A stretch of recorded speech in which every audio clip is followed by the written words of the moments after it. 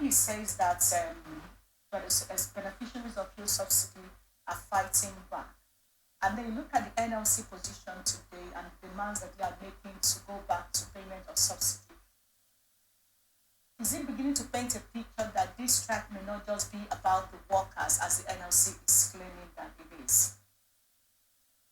NLC have never fought anything in the interest of this country since the subsidy was removed.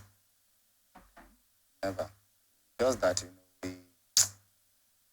Nigerians, they have a way of viewing issues. And majority of times, when the truth come glaring at us, we try to push it away. Just try to push it away. What are the issues of ground? Over years, the only time it is recorded that we experience a similar turnaround maintenance on our refineries was around 2000. And by expertise, the refinery ought to be maintained at maximum every 3 years. But what are we be doing? We will just be managing and doing all this manner of things. It got to the point that the refinery were never producing anything.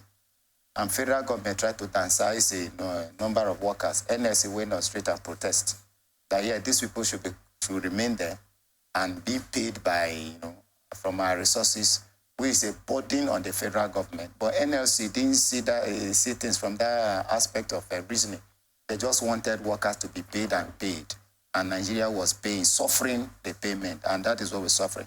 And the same NLC is now telling you that we should return to subsidy days. When we had around 2012, some persons were even indicted from the committee that were chaired by Farouk Lawan, the House of Rep member for Kano State. And some revelations were made that even some people who were bringing in petroleum product, after receiving the fund from federal government, will bring in water. And at the end, they will return to the ocean, pour the water, and take away Nigeria resources. So we even, take the subsidy funds and divert the petroleum product to neighboring countries and go and sell and make double money, making money from Nigeria and making money from other places. And at the end, Nigeria will be suffering. So, and the NLC didn't see this as a crime. NLC will always tell you, no, return to subsidy. Return to subsidize what and how?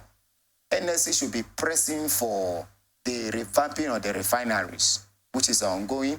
NLC should be pressing on state governors to build modular refineries. Because as it stands, whatever that we realize, it is shared.